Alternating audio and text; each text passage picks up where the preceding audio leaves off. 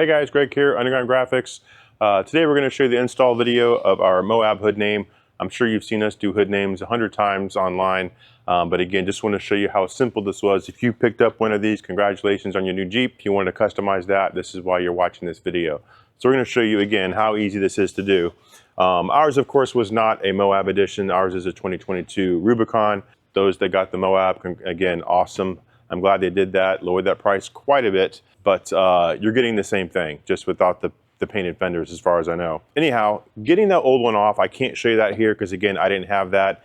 If it's new, if it's this new, it literally will just peel off in the, outside in the sun, get an edge going. We do sell those plastic scrapers, so make sure you pick one of those up if you haven't bought this yet. But that'll kind of get that edge going.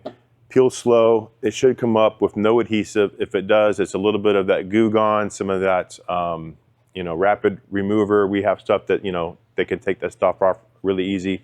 Just make sure it is completely off.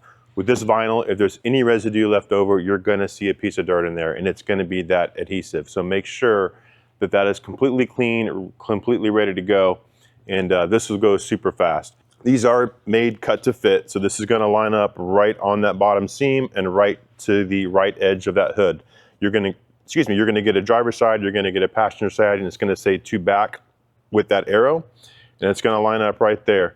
I thought it looked kind of odd with that 5-inch gap in the rear and a 4-inch in the front, but that is OEM. And again, this is how it is supposed to be. If you don't like it, shift that over 1/2 inch and you're good to go, but totally up to you.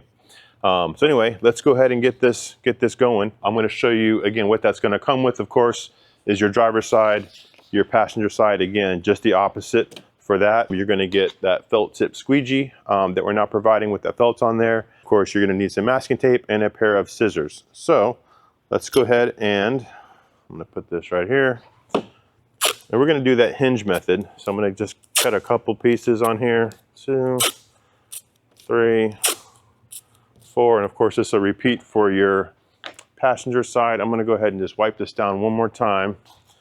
And this is our, again, I'm not using that alcohol water prep. This is some panel wipe that we're using from Hyper Clean that just had it right behind me, but basically very similar formula. So whatever you want to use to get that clean. Again, we do recommend that alcohol water prep that we've pre-mixed, but whatever you feel comfortable with. Make sure that if your car is ceramic coated, you may want to contact your detailer who applied that, because if you take those graphics off, you're going to leave a mark where that coating was. So do make sure you're not applying these over already existing ceramic coated decals. And that pair of scissors, that's what I'm going to need. All right, so I'm clean, ready to go. We're going to go ahead and line this up. Again, right to that edge. Follow along that bottom edge. And I can literally just let that sit right on that edge. And again, if you want to raise it up, you can. This was what OEM specs were. I like to have it a little bit higher, but again, I'm just going to show you how it was. And again, with that hinge, now we know that is not going anywhere. That bottom one, not on that paint. You just got to make sure that doesn't shift. And then we're going to go ahead and break that there. Peel that side back. And again, this is air release vinyl, so no water needed. Now when we apply these for you, which we do always, you may get that little air bubble in there, and you see that there, that's that matte black on top of that gold. When we apply this, that will come out, but you may have to push on that a little bit. Sometimes that's kind of hit or miss with this, depending on who put it together, and I did. We're going to go ahead and squeegee that down, remove our hinge.